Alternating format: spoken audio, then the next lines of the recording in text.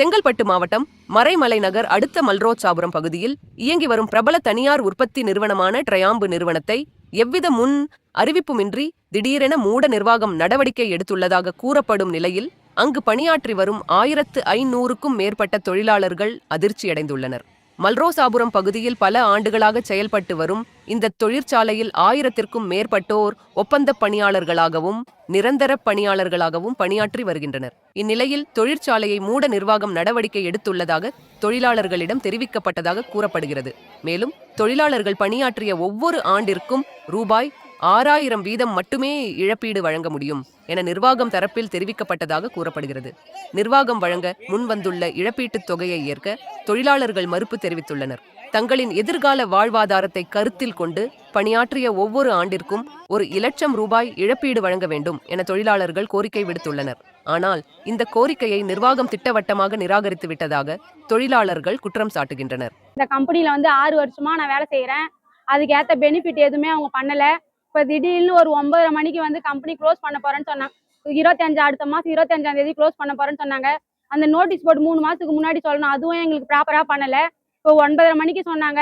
அதுவும் செட்டில்மெண்ட் 1 வருஷத்துக்கு 6000 ரூபான்னு சொல்லியிருக்காங்க. நாங்க 6 வருஷமா இங்க வேலை செய்யறோம். அதுக்கு ஏத்த மாதிரி அவங்க பெனிஃபிட் எதுவுமே பண்ணி தரல. செட்டில்மெண்ட் எங்களுக்கு போடவே இல்லை 2 வருஷமா.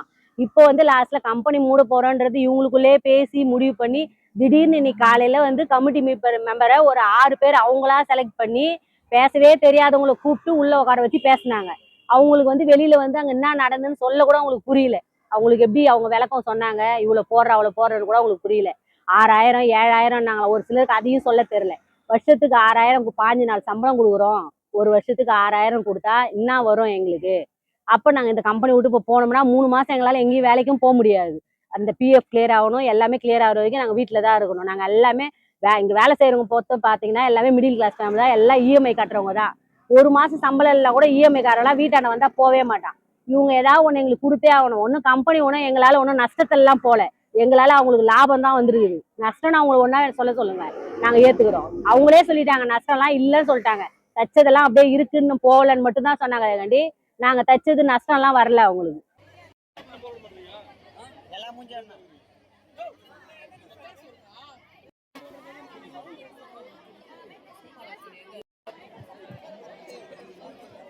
இதனால் ஆத்திரமடைந்த 1500க்கும் மேற்பட்ட தொழிலாளர்கள் நிறுவனத்தின் பிரதான நுழைவு வாயில் முன்பு திரண்டு அமர்ந்து திடீர் தர்ணா போராட்டத்தில் ஈடுபட்டனர். இதனால் மல்ரோசாபுரம் பகுதியில் பெரும் பரபரப்பும் பதற்றமும் நிலவி வருகிறது. தகவலறிந்து சம்பவ இடத்திற்கு வந்த காவல்துறையினர் போராட்டத்தில் ஈடுபட்டுள்ள தொழிலாளர்களிடம் பேச்சுவார்த்தை நடத்தி நிலைமையை சீரமைத்தார்.